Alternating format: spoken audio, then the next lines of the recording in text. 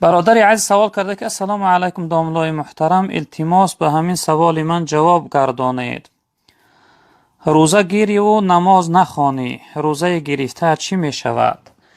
اکنون برادران عزیز سوال درباره شخصیت هایی که نماز نمی خوانند خیلی زیاد است. یعنی این سوال هم همون دلالت داره که انسانی که روزه می گیرد و نماز نمی خواند، وقتی در برابر البته در برابر روزش خداوند اجر ثواب براش میده، اما بی نمازی این بدترین گناه است برادران عزیز. از همه سختترین، از همه بدترین گناه ها گناه بی نمازی هست. تاریک الصلاة میگویند، ترک کننده نماز.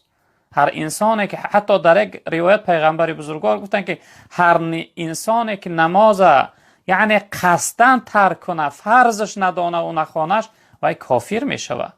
یعنی انسان نماز فرض ندانستن، نماز قصدن ترک کردن، انسان به حالت کفر میبره. برادران بزرگواری من، پیغمبر بزرگوار صلی الله علیه وسلم پرسیدن که ای الاعمال احب الی الله. این حدیث هم بخاری هم مسلم روایت که حدیث متفق علیه است از حضرت عبدالله ابن مسعود رضی الله تعالی عنه. پیغمبر بزرگوار گفتن از همه دوست داشته ترین عمل ها در نزد خداوند کدام عمل هست؟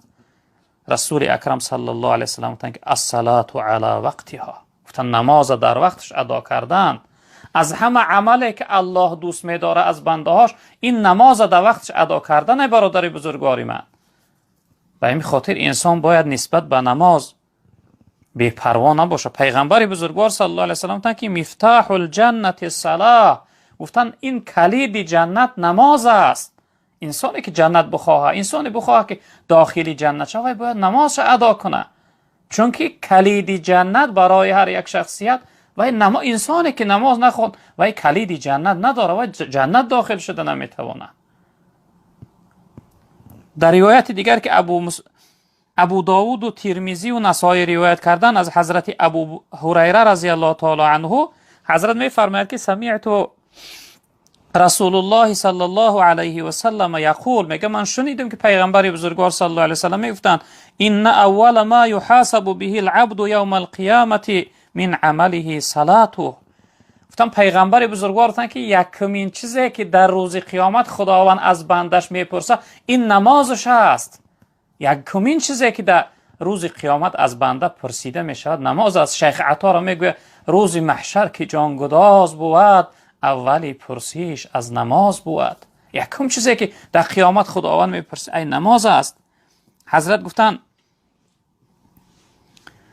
فإن صلحت فقد افلح و انجح و این فسدت فقد خاب و خسر. گفتن هر انسانی که اگر صلاحیتی یافت، جواب نماز ادا کرده توانست، نمازهاش خوانده بود، او شخصیت به تحقیق خوشبخت شد، نجات یافت.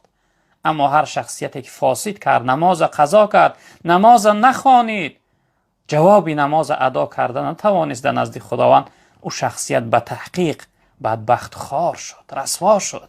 به این خاطر برادران بزرگواری من حرکت کنید نسبت به نماز بی پروا نباشید. نماز یگان حالت نداره که از روی شخصیت مردینه ساقط شود. بله زنها را حالت یعنی کسل زنانه شد، حیض دیدن، نفاس، خداوند از روی اونها نماز برداشته است.